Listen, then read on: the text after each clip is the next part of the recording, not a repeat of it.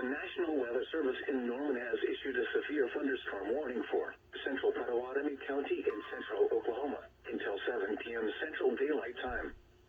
At 6:09 p.m. Central Daylight Time, a severe thunderstorm was located near Chitty, moving northeast at 25 miles an hour.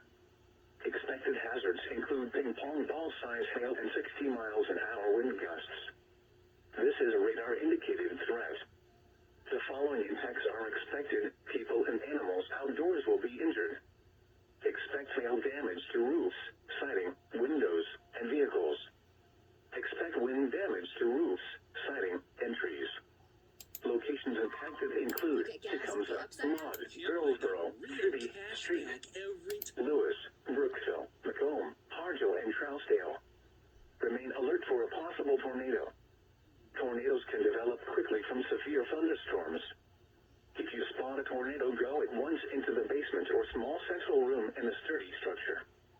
For your protection, move to an interior room on the lowest floor of a building.